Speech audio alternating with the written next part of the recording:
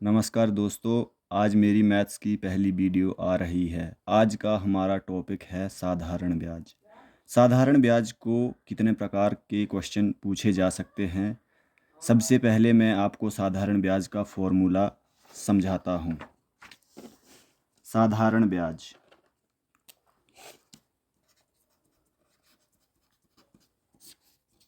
साधारण ब्याज को हम निम्नलिखित फॉर्मूले से ज्ञात कर सकते हैं। P into R into T divided by 100। इसे हम SI कहेंगे।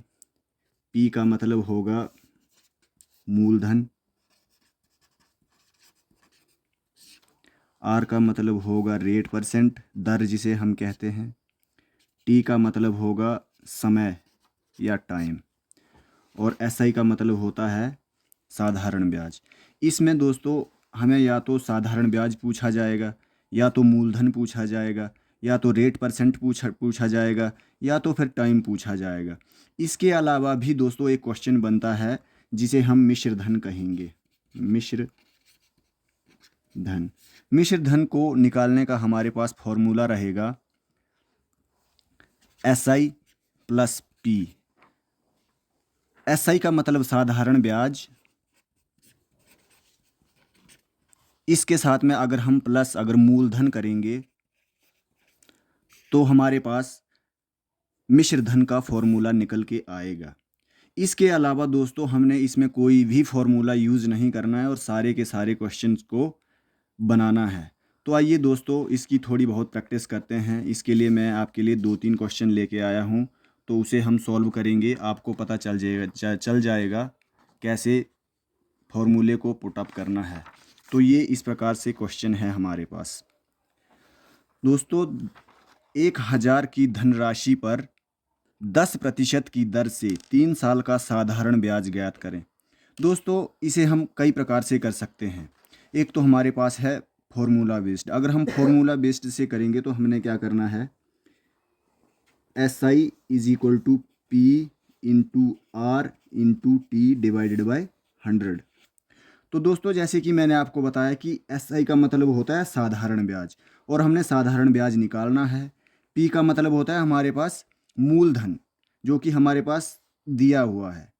R का मतलब होता है रेट परसेंट जो कि हमारे पास दी हुआ है। और T का मतलब होता है समय जो कि हमारे पास गिवन है। हमने क्या करना है, हमने SI लिखा एज इट इज़ और उसे 1000 इंटू 10 इंटू 3 डिवाइडेड बाई 100 ये करेंगे हम। और अगर जैसे कि 2 जीरो से 2 जीरो कट गई, इसे और इसे गुणा करेंगे 10×100 और इंटू 3 करेंगे, हमारे पास 300 आ जाएगा इसका आंसर। इसका एक और भी जो इजीएस्ट तरीका है उसे हम क्या कर सकते हैं कि 3 को और 10 को गुणा करके, इनको अगर हम गुणा करेंगे तो कितना हो जाएगा 30। अब हम 1000 का 30% निकालेंगे डिवाइडेड बाई 100, तब भी हमारे पास आंसर वही आएगा। यहाँ से हमने इसको काटा और अगर हम इसे गुणा करेंगे तो हमारे पास 300 आंसर आएगा। ये इसका शॉर्ट मेथड था। तो एक क्वेश्चन हमारे से सॉल्व हो गया है। अब हम दूसरे क्वेश्चन की ओर चलेंगे। दूसरा क्वेश्चन मैंने इसी पे बेस्ड बनाया है, लेकिन यहाँ पर हमने साधारण ब्याज पूछा हुआ था। अब यहाँ पर हमने मिश्र धन पूछा है। तो हम मिश्र धन को कैसे ज्ञात करें, तो हम शॉर्ट वाला मेथड लगाएंगे और जल्दी से जल्दी अपना आंसर निकालने की कोशिश करेंगे। ये हमारे पास 1000 की धनराशि है, 10% की दर है और 3 साल हमारे पास दिए हुए हैं। तो हमने क्या करना है, साल को और दर को गुणा किया हमने, कितना हो गया हमारे पास 30, और ये है हमारे पास डिवाइडेड बाय 100। परसेंटेज का मतलब होता है डिवाइडेड में 100 करना। अब हमने 1000 का 30 निकालना है। 1000 का हमने 30 निकालना है। 2 जीरो से 2 जीरो कट गई, ये हमारे पास आ गया 300। अब हमने करना क्या, ये आ गया हमारे पास साधारण ब्याज जिसे हम SI से डिनोट करेंगे। अब हमने जैसे कि फॉर्मूले में बताया हुआ था कि जो मिश्र धन है वो निकलेगा SI प्लस P करने से। तो हमारे पास SI है हमारे पास 300 और प्लस में P है हमारे पास 1000। अब हम इसे प्लस करेंगे तो कितना हुआ हमारे पास मिश्र धन। मिश्र धन आ गया हमारे पास 1300। अगर हम इसे और इसे प्लस करेंगे तो ये आ गया हमारे पास मिश्र धन। तो दोस्तों 2 प्रकार के हमने क्वेश्चन को सॉल्व कर लिया है। अब हम तीसरे क्वेश्चन की ओर चलते हैं। तीसरा क्वेश्चन भी हमने इसी प्रकार से लिया हुआ है। 10% की धनराशि पर 3 साल का मिश्र धन 2600 है, तो मूल धन ज्ञात कीजिए। अब हमारे पास दोस्तों यहाँ पर मिश्र धन दिया हुआ है। अब हमने मिश्र धन निकालना है। तो जो वैल्यू होती है, जो हमारे पास मूलधन है, मूलधन हमारे पास अभी यहाँ पर गिवन नहीं है। तो हमने कैसे इस क्वेश्चन को सॉल्व करना है? तो इसका जो सबसे इजीएस्ट वे है, हमने क्या करना है कि इसको और इसको हमने प्लस मल्टीप्लाई करना है। तो कितना हुआ हमारे पास 30। ठीक है। अब हमने करना है क्या है, हमारे पास जो P होता है वो खुद में 100 के बराबर होता है। ठीक है, कोई भी चीज़ है हमारे पास 100 के बराबर माननी है हमने। ठीक है, अगर 100 में अगर हम प्लस 30 करेंगे तो कितना हो गया 130। हुआ या नहीं?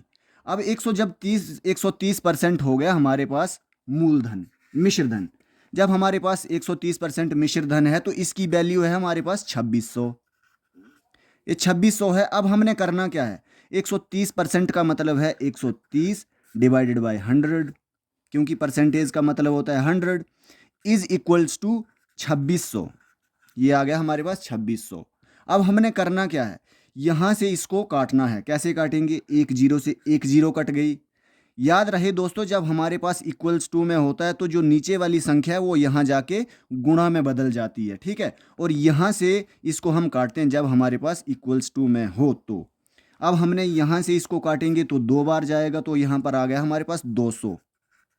और ये 10, इसको यहाँ पर मल्टीप्लाई करेंगे तो हमारे पास आंसर आ गया 2000। तो दोस्तों P हमारे पास 2000 आ गया। समझ में आया या नहीं, कमेंट करके ज़रूर बताएं।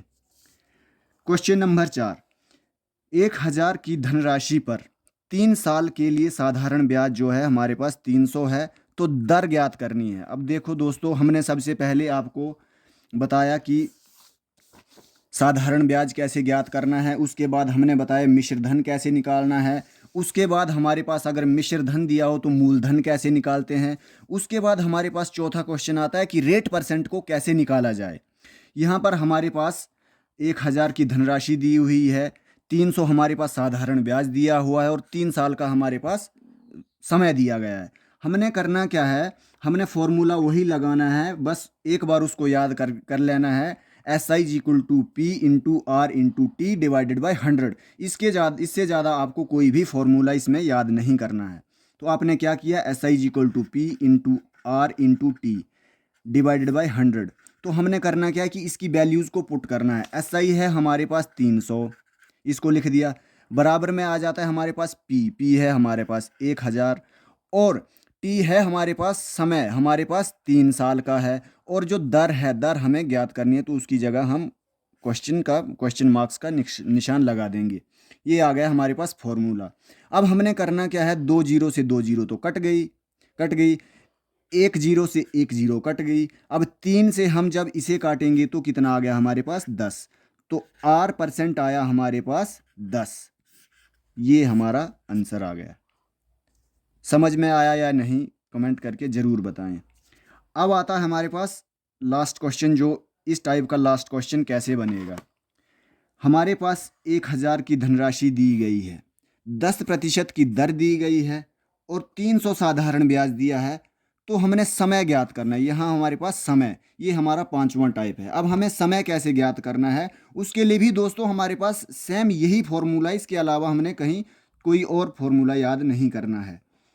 SI is equal to P into R into T divided by 100।